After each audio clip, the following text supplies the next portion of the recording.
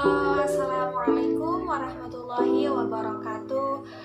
Berjumpa lagi dengan saya, Nadia Fajriati dari Universitas Peradaban Bumiayu, Pendidikan Guru Sekolah Dasar semester 5. Di sini saya ingin sedikit menjelaskan tentang bagaimana cara kita mempelajari materi IPA, terutama ya di sekolah SD, di tingkatan SD.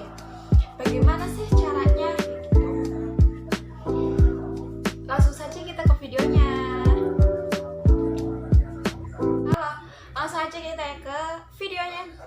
Ya, jadi menjadi seorang pendidik atau seorang guru ya, terutama itu kita itu harus mengetahui metode serta strategi kita dalam mempelajarinya gitu. Sebelum kita membimbing anak-anak, sebelum kita mengajari mereka, kita harus tahu dulu strategi apa, metode apa yang akan kita terapkan tentunya. Apalagi dalam pembelajaran IPA. Sebenarnya IPA itu sangat menarik bagi saya ya.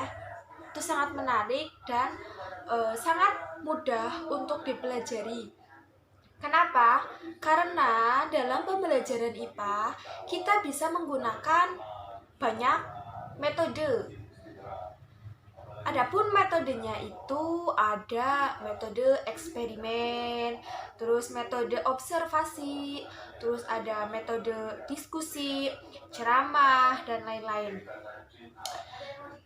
Kalau misalkan ya kita mempelajari IPA di tingkat SD, otomatis kita harus menjadi pembimbing, pengajar yang profesional. Jadi kita itu harus mengetahui bagaimana cara kita agar si peserta didik itu memahami pelajaran apa yang kita ajari.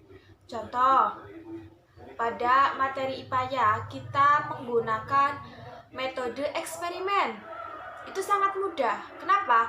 Karena siswa itu bisa dituntut langsung terjun ke lapangan. Contohnya apa? Contohnya pada materi lingkungan itu juga bisa siswa langsung bisa terjun ke lingkungannya kayak gitu. Jadi memudahkan siswa untuk belajar dan pembelajaran tersebut akan lebih menyenangkan bagi mereka. Atau bisa juga kita menggunakan alat peraga atau media pembelajarannya. Itu banyak. Contohnya ada misalkan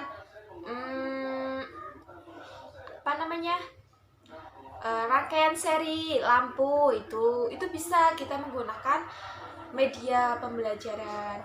Terus juga ada ekosistem juga bisa. Terus juga ada apa lagi ya? Jenis-jenis makanan dan tumbuhan kayak gitu juga bisa.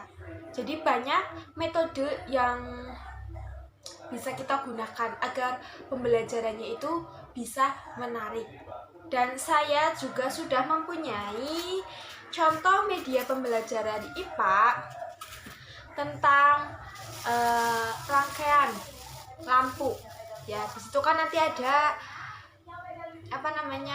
rangkaian seri maupun paralel. Nih, saya sudah mempunyai contoh dari media. Kebetulan kemarin saya habis presentasi materi pengembangan, media pengembangan. Yang saya ambil itu materi IPA tentang rangkaian listrik. Jadi saya masih mempunyai medianya. Ya. Nih, ini contoh dari rangkaian seri. Jadi si siswa itu nanti juga bisa diarahkan untuk bagaimana cara kita membuat rangkaian seri, bagaimana cara kita membuat rangkaian paralel kayak gitu. Ini salah satu media yang mungkin bisa membuat siswa itu lebih mudah untuk memahami pelajarannya.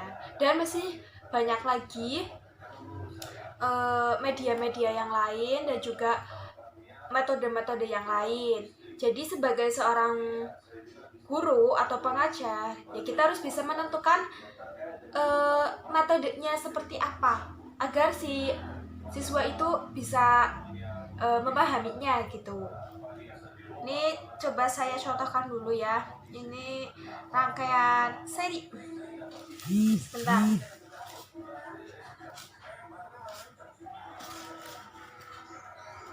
Ini contoh rangkaian seri.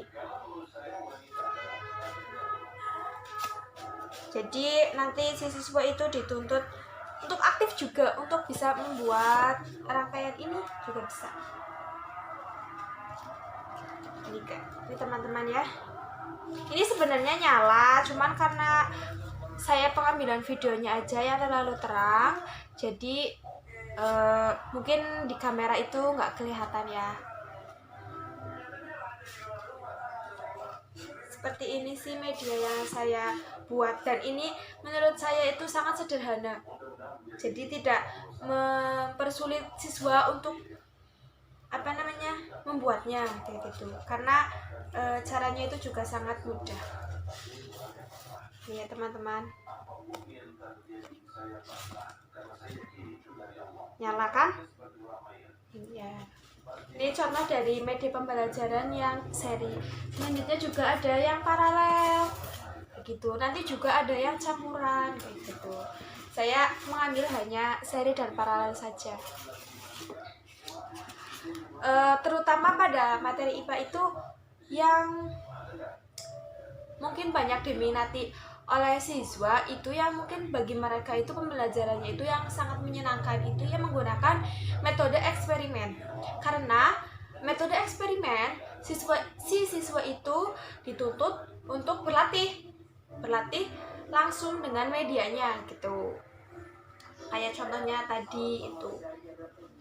Kalau misalkan dalam pembelajaran IPA menggunakan metode ceramah, ya mungkin ada sebagian siswa yang memahaminya, tapi pembelajaran tersebut akan mungkin lebih monoton ya, karena hanya materi-materi saja yang disampaikan, hanya teorinya saja, tidak ada prakteknya kayak gitu. Biasanya di tingkat SD itu si siswa itu lebih menyukai yang bereksperimen gitu. Jadi mereka juga bisa aktif kayak gitu. Dan kayak sebagai pengajar, kita juga bisa lebih mudah untuk menyampaikan materinya. Menurut saya seperti itu. Atau bisa menggunakan metode karya wisata, itu juga bisa. Karena menurut saya ya, pembelajaran IPA itu yang lebih condong strateginya itu ya PAIKEM. Karena apa? PAIKEM itu apa? Pembelajaran aktif, inovatif, kreatif, efektif, dan menyenangkan. Itu menurut saya strategi yang lebih cocok untuk pembelajaran IPA, terutama di SD ya. Karena kita harus bisa mempelajari atau memberi pembelajaran yang aktif, terutama yang kreatif sama yang efektif juga bagi mereka. Mungkin cukup sekian dari saya. Saya ucapkan terima kasih kepada teman-teman semua dan kepada Bapak dosen,